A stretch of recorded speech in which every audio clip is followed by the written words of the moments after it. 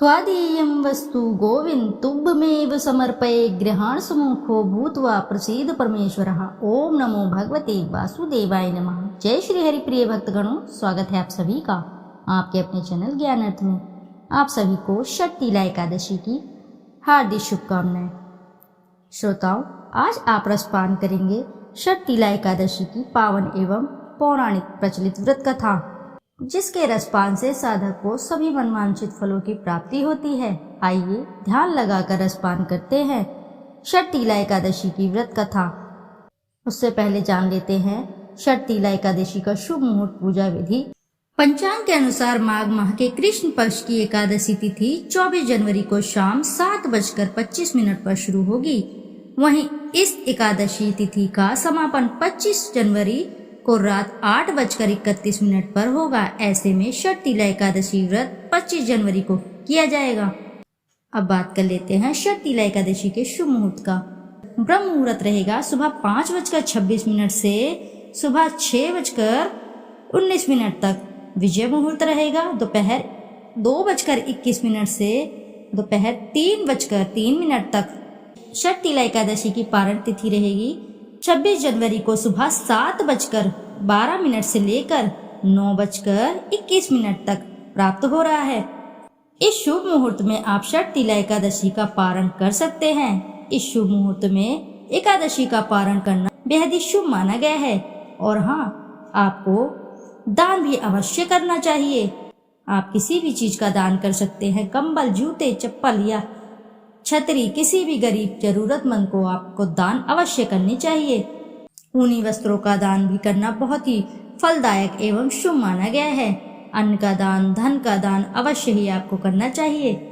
आइए अब रसपान करते हैं एकादशी की पावन प्रचलित व्रत कथा। एक समय दालभ्य ऋषि ने पुलत्स्य ऋषि से पूछा कि हे महाराज, पृथ्वी लोक में मनुष्य ब्रह्म हत्या आदि महान पाप करते हैं, पराये धन की चोरी तथा दूसरे की उन्नति देखकर ईर्ष्या करते हैं, साथ ही अनेक प्रकार के बेव्यसनों में फंसे रहते हैं, फिर भी उनको नरक प्राप्त नहीं होता। इसका क्या कारण है? वे ना जाने कौन सा दान पुण्य करते हैं जिससे उनके पाप नष्ट हो जाते हैं। यह सब कृपा पूर्वक आप मुझसे बतलाइए। पुलत्स्य मुनि कहने लगे कि हे महाभाग, आपने मुझसे अत्यंत गंभीर प्रश्न पूछा है। इससे संसार के जीवों का अत्यंत भला होगा। इस भेद को ब्रह्मा, विष्णु, रुद्र तथा इंद्र आदि भी नहीं जानते, परंतु मैं आपको यह गुप्त तत्व अवश्य बतलाऊंगा। उन्होंने कहा कि माघ मास लगते ही मनुष्य को स्नान आदि करके शुद्ध रहना चाहिए। इंद्रियों को वश में कर काम, क्रोध, लोभ, मोह, अहंकार, ईर्ष्या तथा द्वेष आदि को त्याग कर भगवान का स्मरण करना चाहिए।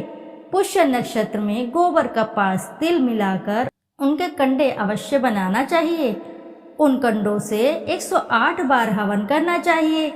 उस दिन मूल नक्षत्र हो तो और एकादशी हो तो अच्छे पुण्य देने वाले नियमों को ग्रहण करें। स्नान आदि नित्य क्रिया से निवृत्त होकर सब देवताओं के देव श्री भगवान का पूजन करें और एकादशी व्रत धारण करें। रात्रि को जागरण करना चाहिए। उसके दूसरे दिन धूप, दीप, नैवेद्य आदि से भगवान का पूजन करके खिचड़ी का भोग लगाएं।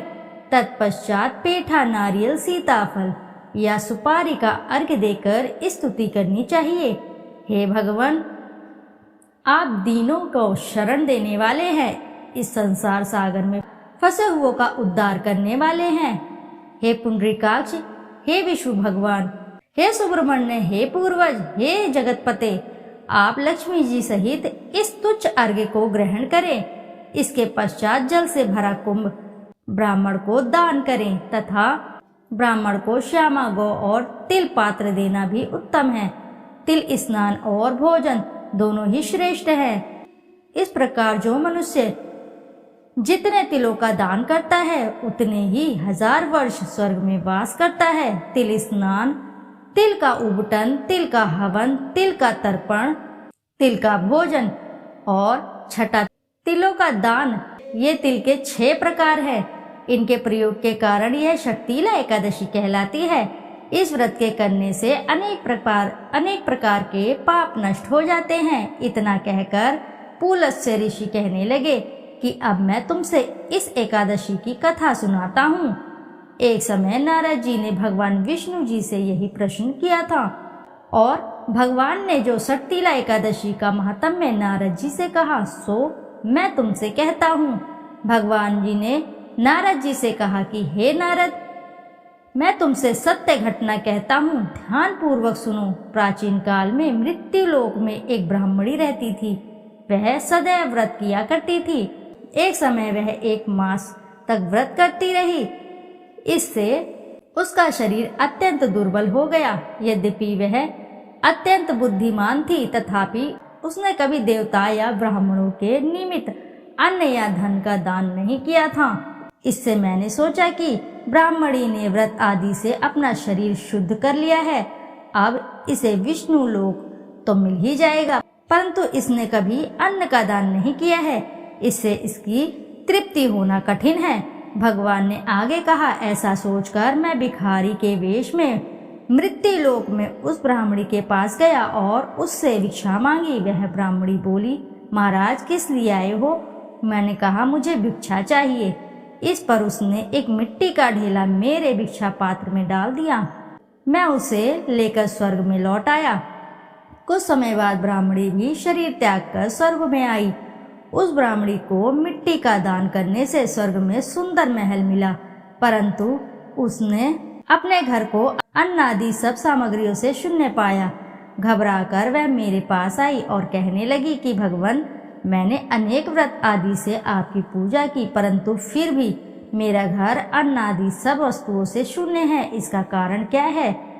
इस पर मैंने कहा, पहले तो तुम अपने घर पर जाओ, देव स्त्रियां आएंगी तुम्हें देखने के लिए।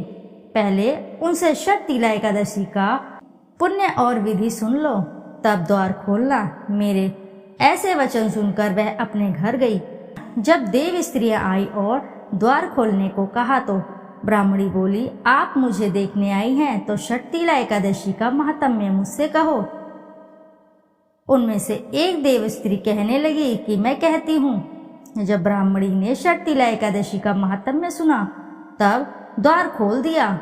देवांगनाओं ने उसको देखा कि ना तो वह गांधर्वी है और ना ही आसुरी है, वरन पहले जैसी मानुषी है। उस ब्राह्मणी ने उनके कथन अनुसार षटतिला एकादशी का व्रत किया। इसके प्रभाव से वह सुंदर और रूपवती हो गई तथा उसका घर अन्न आदि समस्त सामग्रियों से युक्त हो गया। अतः मनुष्य को मूर्खता त्याग कर षटतिला एकादशी का व्रत और लोभ ना करके तिलादि का दान करना चाहिए। इससे दुर्भाग्य, दरिद्रता तथा अनेक प्रकार के कष्ट दूर होकर मोक्ष की प्राप्ति होती है।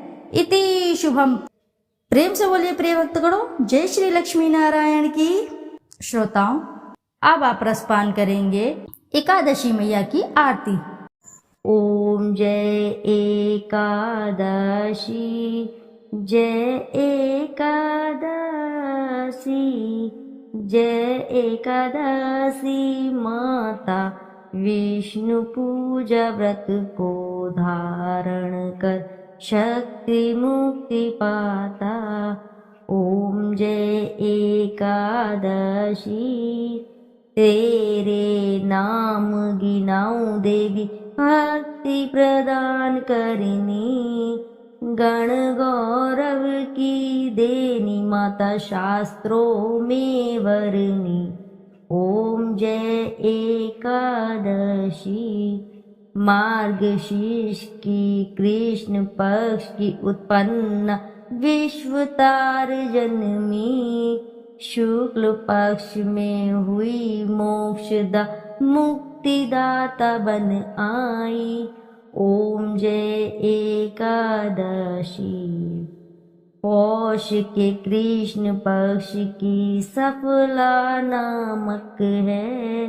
शुक्ल पक्ष में होए पुत्रदा आनंद अधिक है। ओम जय एकादशी, नाम षटतिला माघ मास में कृष्ण पक्ष आवे, शुक्ल पक्ष में जया कहावे, विजया सदा पावे। ओम जय एकादशी। विजया फागुन कृष्ण पक्ष में शुक्ल आम्ल की, पाप मोचनी कृष्ण पक्ष में चैत्र में महाबली की। ओम जय एकादशी। चैत्र शुक्ल में नाम कामदा धन देने वाली, नाम बतरूनी कृष्ण पक्ष में बैसाख महाकाली। ओम जय एकादशी। शुक्ल पक्ष में होए मोहिनी, अपराज्येष्ठ कृष्ण पक्षी, नाम निर्जला सब सुख करनी, शुक्ल पक्ष रखी। ओम जय एकादशी। योगनी नाम आषाढ़ में जान, कृष्ण पक्ष करनी, देव शयनी नाम कहायो, शुक्ल पक्ष धरनी। ओम जय एकादशी।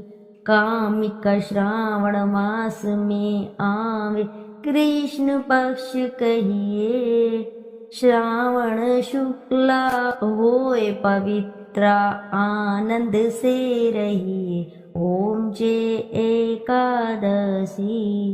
आजा भाद्रपद कृष्ण पक्ष की परवर्तनी शुक्ला, इंद्रा आश्विन कृष्ण पक्ष में व्रत से भव सागर निकला।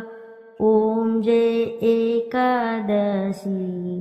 पकुशा है शुक्ल पक्ष में आप हरनहारी, रमा मास कार्तिक में आवे, सुखदायक भारी। ओम जय एकादशी। देवोत्थानी शुक्ल पक्ष की दुख नाशक मैया, पावन मास में करूं मैं विनती, पार करो नैया। ओम जय एकादशी।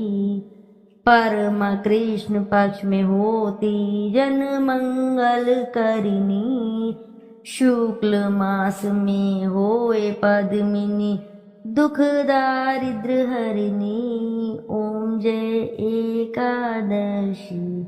जो कोई आरती एकादशी की भक्ति सहित गावे, जन गुर्दिता स्वर्ग का वासा निश्चय वह पावे। ओम जय एकादशी।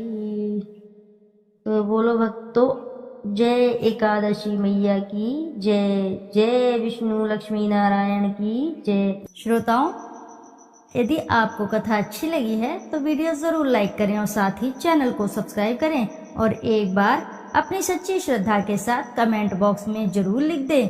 जय श्री लक्ष्मी नारायण। फिर मिलते हैं आपसे ऐसी किसी नई कथा कहानी में। जब तक के लिए नमस्कार श्रोताओं।